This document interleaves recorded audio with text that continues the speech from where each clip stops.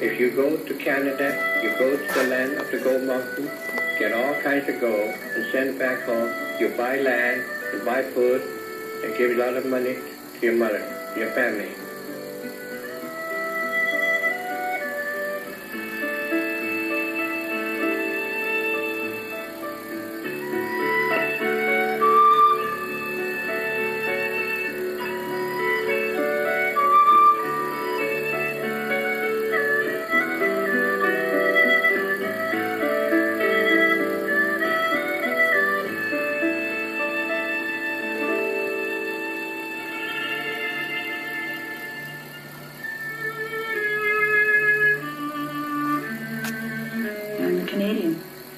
Participate in the making of Canadian culture, and that culture is a rich culture because we bring to it so many parts of our different heritages. Had it not been for the courage of my great-grandfather, and it took a lot of courage to leave China not knowing English, that rather than being an artist who represents my country, I could be living in a small village in China.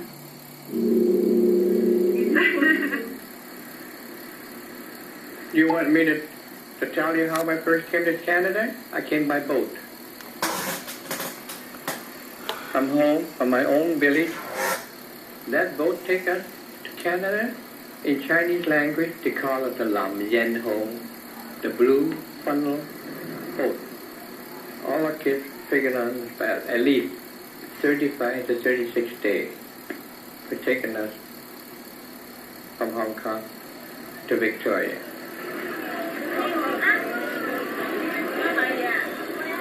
I knew that I was hungry at home. Lots of sometimes I have nothing to eat. But when I come to Canada, I got a bowl of rice for 2-3 times a day. My tummy full of rice, vegetable and fruit. At home, sometimes we go hungry in China.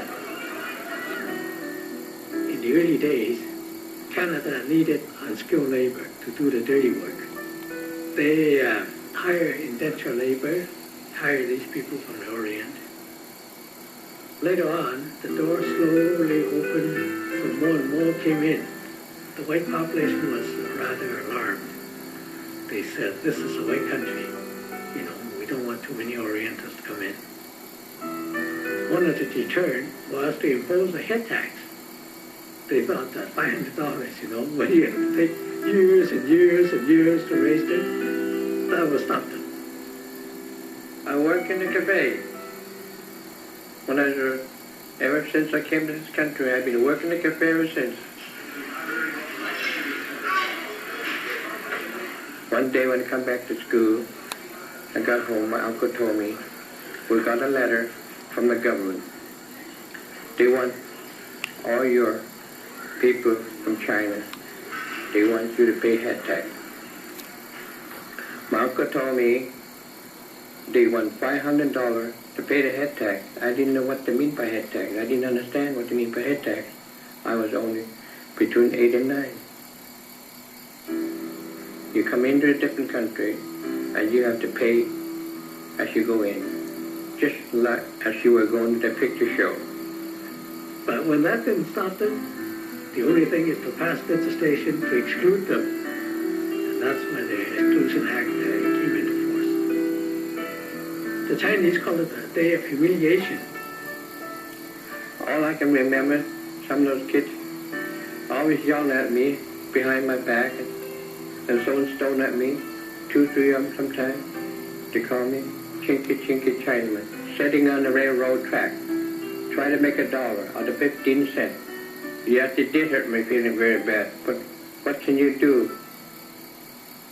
One day, went back from school, one of my cousins said, Buddy, that means your mother sent you another letter. He read it to me. He said, your mother wants you to go back to visit her. I said, I go to school in Canada. I'm doing very good. No, I come home. I said, what for, Mom? And she said, we want to get you a wife. Whatever you tell me to do, I just do it. the Canada law allowed them to go back and visit their family for no more than 2 years at a time. And my wife and my daughter couldn't come in until after the Second World War was over, after 1947. We said that's immoral to separate a man from his family. You know, we said it's against Canadian fair play. There's nothing to think about. You can't cry by yourself. What else can you do? You just have to obey what's good and what's bad, that's all. And that is, when you're separated from your family, you're bound to feel very upset. There's nothing in the world that you can do. You just have to wait until your days come. Kim San mean that's a gold mountain. We were told when we were 8 to 9 years old, in the village, heard the people talking about it.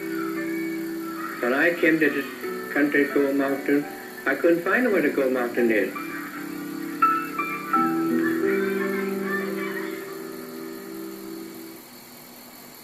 New Orleans, Grand Cayman, Mexico, Florida. Cruise ship centers can show you how you can see them all and save up to 40...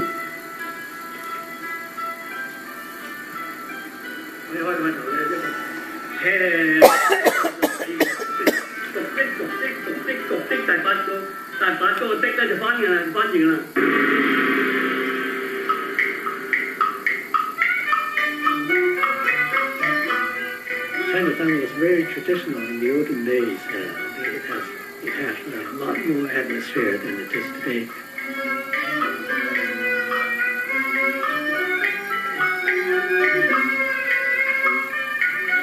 The Chinese were at home, everybody know everybody else. You walk down the street, you greet each other, you walk into a restaurant, you always recognize the next guy at the next table. But not so today. The Chinese were kept within a physical boundary of Chinatown. Politically, socially, and culturally, economically, they were isolated. So that was their entire universe, Chinatown. And that's the way they make their living, that's where they live.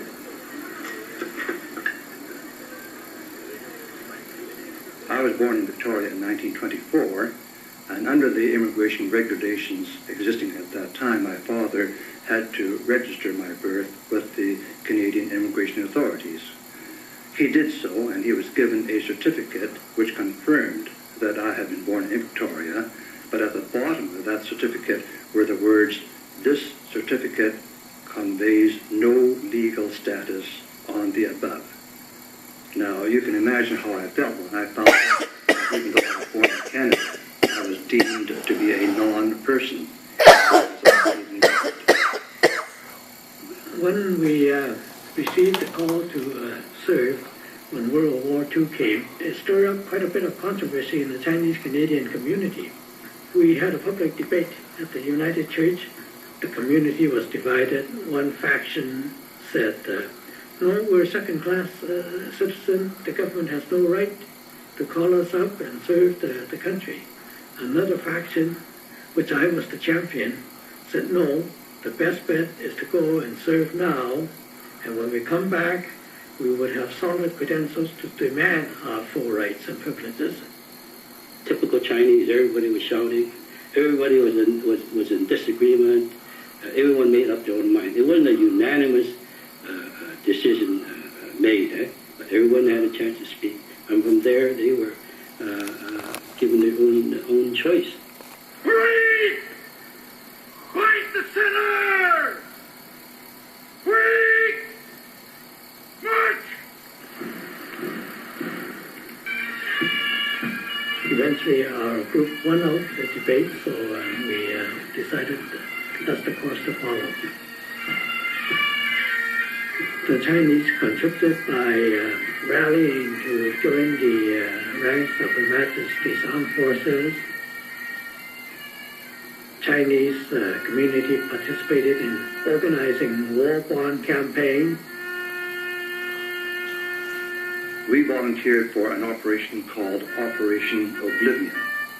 This was a clandestine operation behind German lines in France, dropping Allied agents in for sabotage, espionage, and things like that. I tried to join the Air Force at that time, but they didn't think the Chinese could fly like the Japanese. And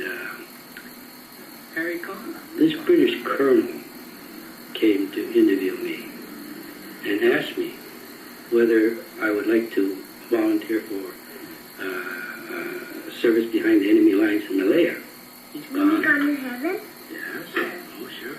After the war, when we came back, that's where our efforts really began to campaign for equal status.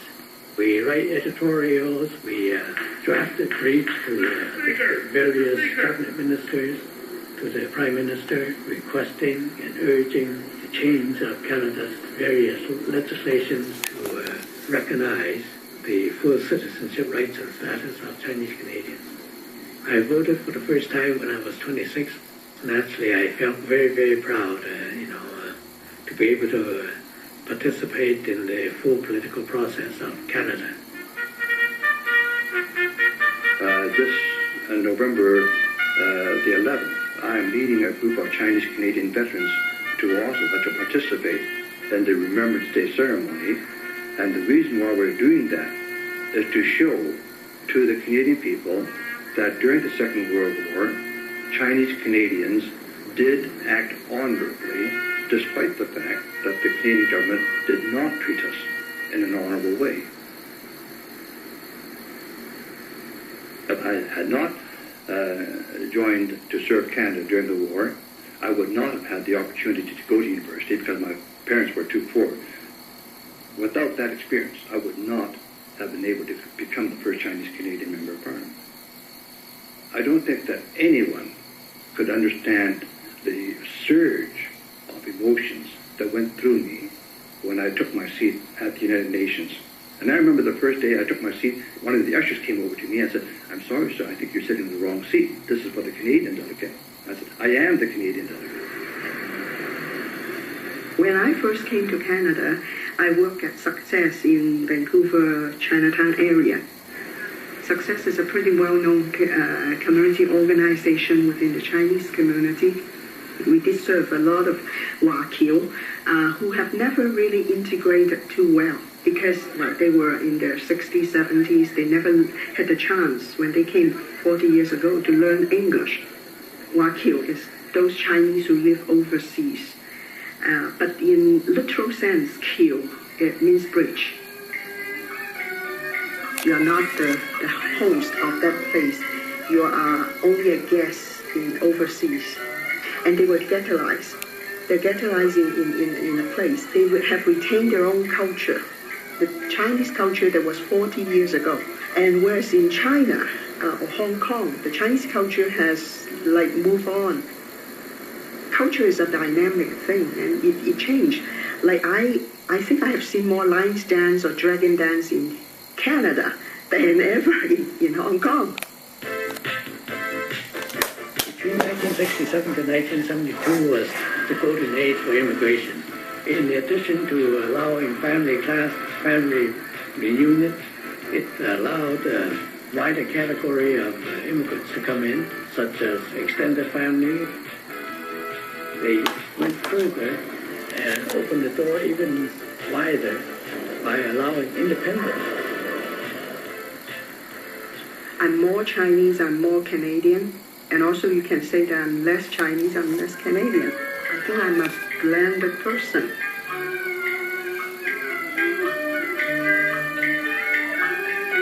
Today is glass and chrome and neon, and it's a natural progression. But I certainly noticed the tremendous changes that has come over in Chinatown.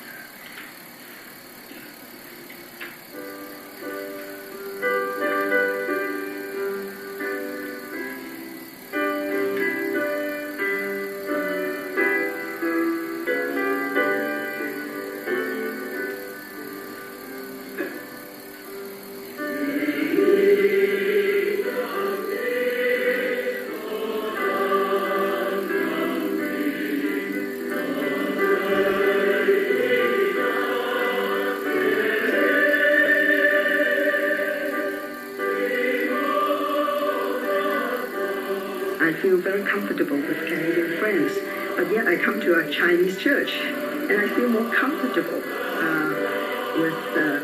to pray or to worship God in my own first language and to socialize with my own kind. We have more common background. Our roots come from the same place. I come here to this church, which is a Cantonese church, even though I don't speak Cantonese, because I feel more at home here. I speak Hokkien, Mandarin, Tagalog, and English. My husband and I speak English to each other, even though we're both Chinese. That's because he speaks a different dialect than I do.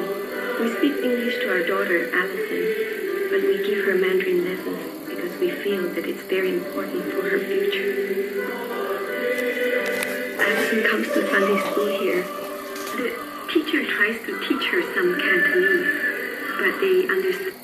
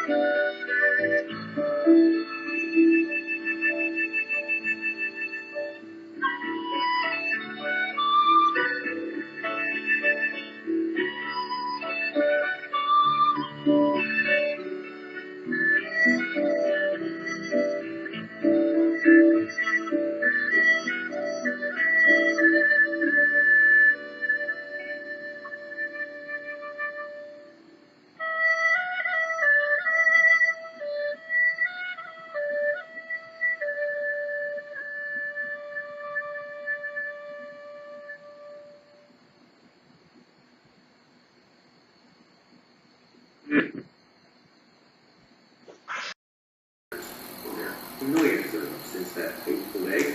And we're going to celebrate some of them with you with a special series beginning tonight.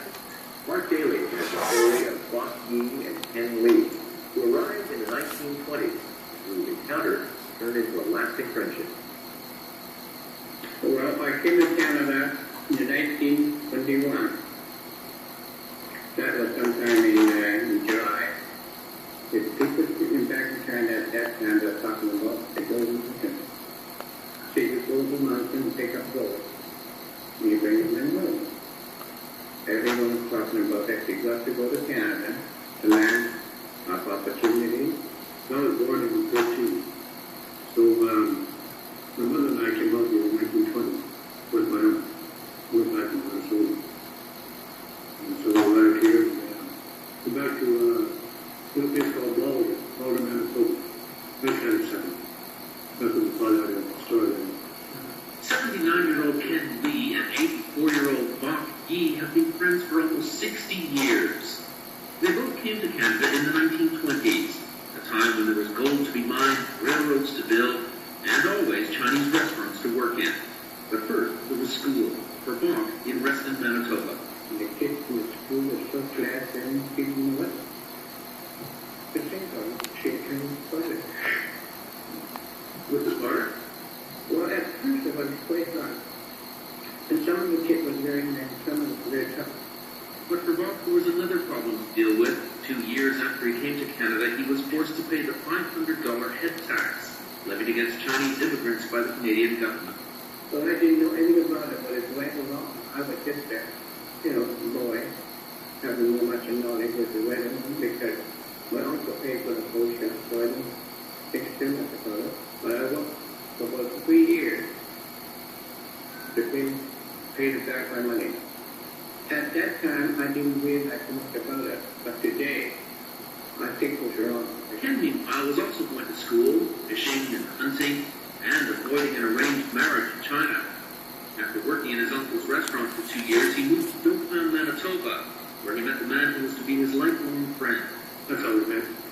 We're playing MJ with him, and I'm Well, I don't know, somehow, but the sun going on time ago. I played MJ and get down together in one guy's house. Yeah, it was nice house.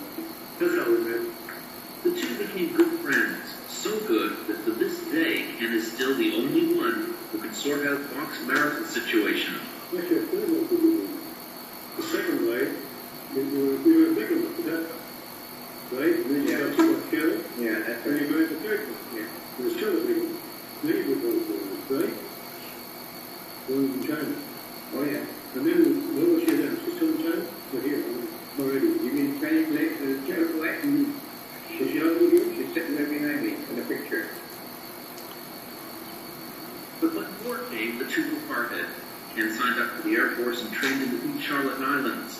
Bach managed the books for a cafe on the ferries and stayed there till 1981. But Ken moved to Vancouver when the war ended. Get back here in the spring of 47. And I borrowed the money by the grocery store in the Beaver Street. I ran that for 2 years. And this is what we took over for a while. So it was a car salesman. The old car center, he's dead now. And then the tobacco sales up to this. Remember the West End was 27. The way two tall buildings there was Lennon Court and Holly Lodge on the corner of Jervis and Davies. And the records were 10 miles north of the marina. Now look at it now. An awful lot of difference since 47. Yeah. And in 1954, one of my friends from the Army sent to land, who was selling courses in the children's service.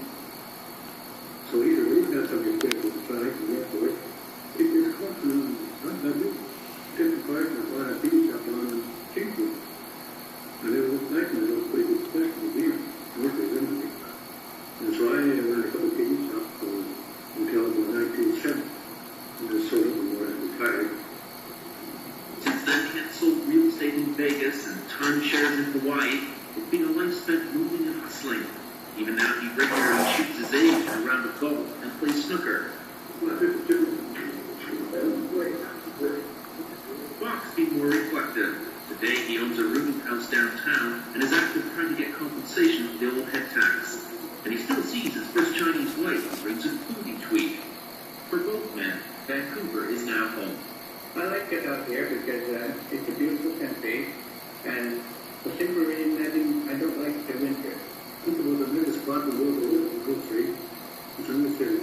But Vancouver isn't the most important thing in their lives. What is the first that you see, Jimmy? To me, it's very much. I love it very much. Okay, I'm good. Well, lots of fun together. I'm really close to Vancouver.